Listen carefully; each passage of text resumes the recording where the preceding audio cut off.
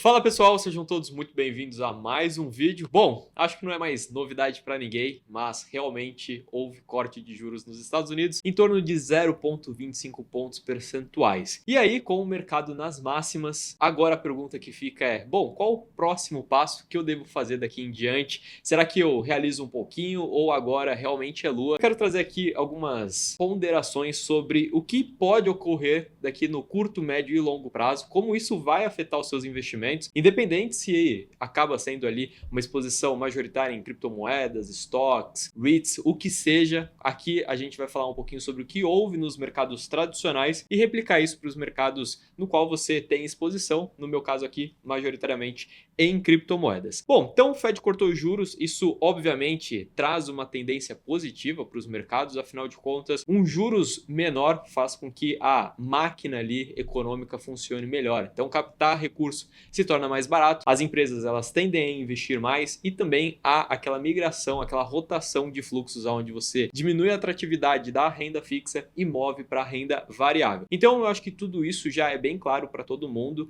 e isso verdadeiramente ocorre. Entretanto, os juros a gente precisa sempre monitorar, porque comumente os bancos centrais eles estão atrás da curva. Então eles acabam se movendo depois de maneira atrasada do que deveria ser. Então a gente sempre fica na balança entre uma mini crise, uma recessão ou o que seja. Então é sempre importante a gente monitorar isso. A verdade é que o mercado ele já precificava esse corte de juros, então se vocês forem ver, uma boas semanas a gente já tem os mercados engatando as máximas históricas e renovando e premiando os ativos de risco. E quando a gente olhava, por exemplo, para o Fed Watch, que é bem assertivo, diga-se de passagem, a gente tinha aí 100% de chance de corte, onde o mercado começou a divergir, mas ainda obviamente ponderando majoritariamente por um corte de 0,25 pontos percentuais, mas se dividia entre um corte de 0,25 ou se não de 0,50. Todavia, houve o corte e bola para frente. Isso eu acho que já não era mais novidade para ninguém. Só que a gente precisa falar um pouquinho sobre o mercado de trabalho. Então, a verdade é que o Fed ele tem dois mandatos. Ele tem o mandato de manter o mercado de trabalho estável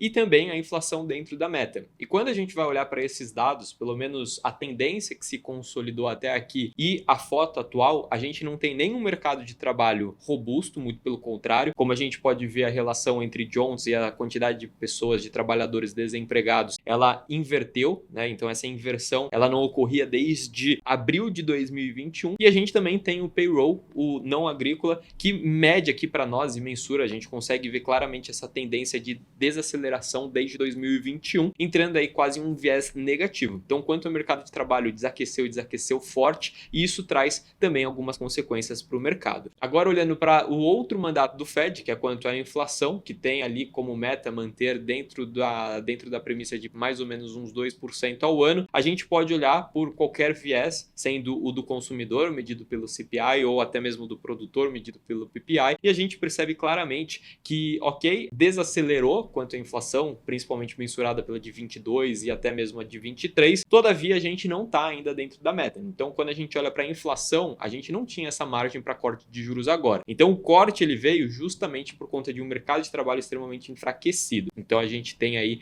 um risco substancial dentro desses dois mandatos do Fed, onde o mercado de trabalho não está lá aquelas coisas e a inflação ainda segue distante da meta. Isso nos traz alguns questionamentos, como por exemplo, o que ocorre geralmente depois de um corte de juros? Será que o mercado ele entra em um ritmo de euforia extrema ou será que demora um tempo para realmente você ter uma leitura mais assertiva para o que pode ocorrer daqui em diante na economia e quais são os impactos reais na economia? Então, quando a gente olha para o que ocorreu nos últimos ciclos de corte e segmentando eles em o que ocorreu logo depois do corte, no primeiro mês, no terceiro mês, no sexto mês e depois efetivamente uma janela de um ano, percebam que comumente o primeiro mês ele nunca é tão positivo assim. Na verdade, o primeiro mês ele sempre tende a ser um mês mais de correção. Já o terceiro mês ele tem os seus vieses, mas aí tudo depende se a gente tem uma recessão sendo desenhada e o mercado apostando mais nessa possibilidade ou se não apenas um pânico de mercado que a depender premia de maneira, né, de pesos diferentes. Todavia, é verdade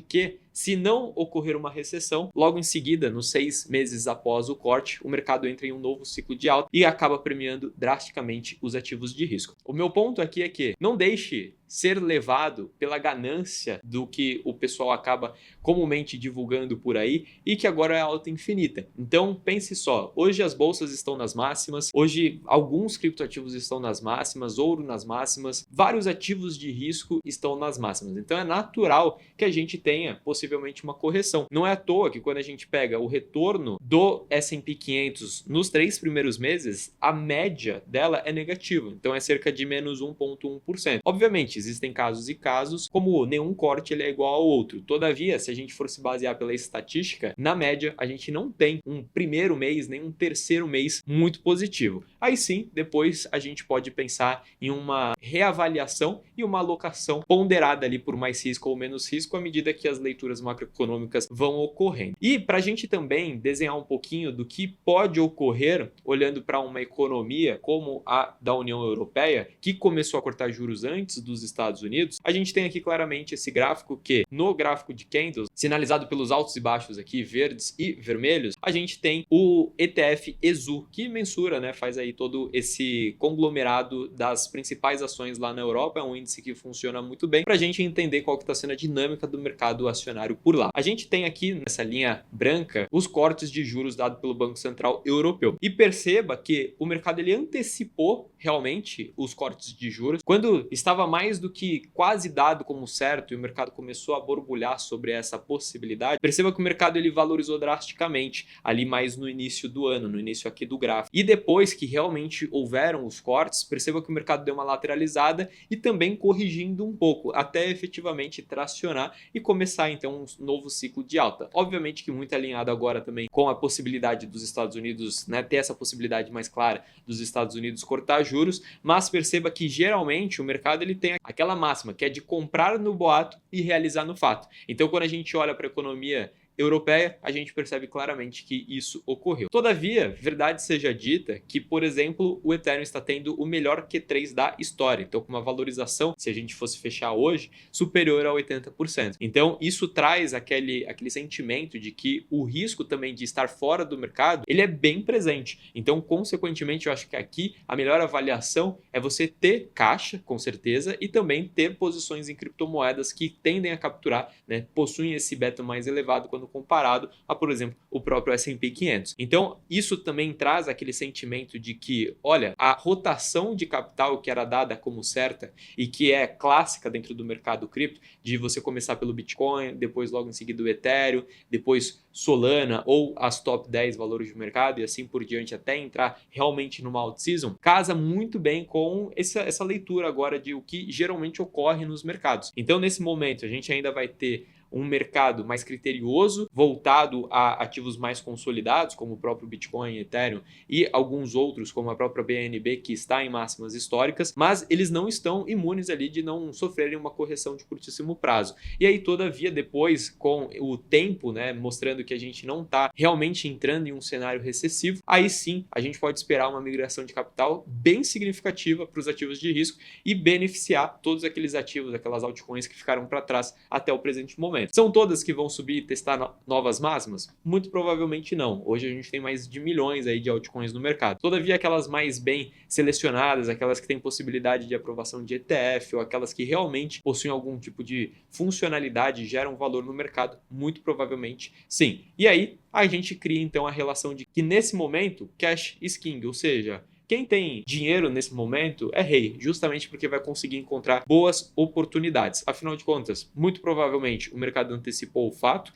era mais do que dado como certo de que iria haver aí corte de juros nessa última super quarta. As bolsas elas estão nas máximas, então a gente tem que entender que isso significa que 100% das pessoas que pelo menos estão expostas ao índice estão com lucro, que existem investidores que estão carregando esse lucro já tem algum bom tempo, é natural de se imaginar que haja correções aí, realizações saudáveis por hora, mas que haja sim e que criem-se janelas aí para você se expor. Então, se você estiver vendo o mercado nesse momento ou continuando sua sequência de alta ou se não corrigindo, entenda que agora, nesse curtíssimo prazo, nada é dado muito como certo. Todavia, no médio e longo prazo, a gente tem aí vieses bem positivos e que, na minha opinião, uma correção seria mais, teria uma possibilidade maior de ocorrer do que ao contrário. Então, estatisticamente, os primeiros meses eles não são positivos. A gente viu que, olhando pelo S&P 500, que tem uma base histórica um pouco mais alongada do que, por exemplo, o Bitcoin, a gente tem nos 3 primeiros meses um viés negativo de 1,1%. E aí, ainda existem também muitos riscos macroeconômicos no radar. Então, a gente precisa acompanhar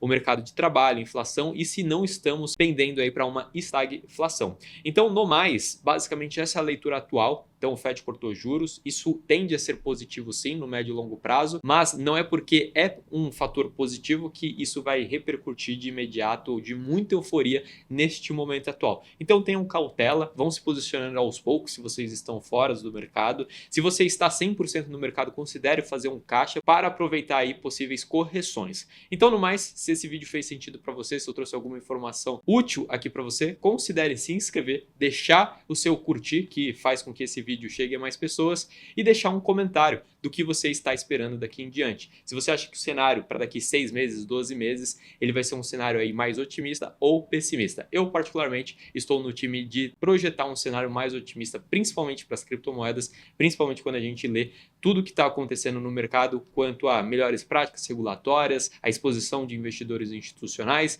e ainda de a gente nem ver realmente o varejo estar exposto a esse tipo de ativo. Então eu vou ficando por aqui, um forte abraço e até mais.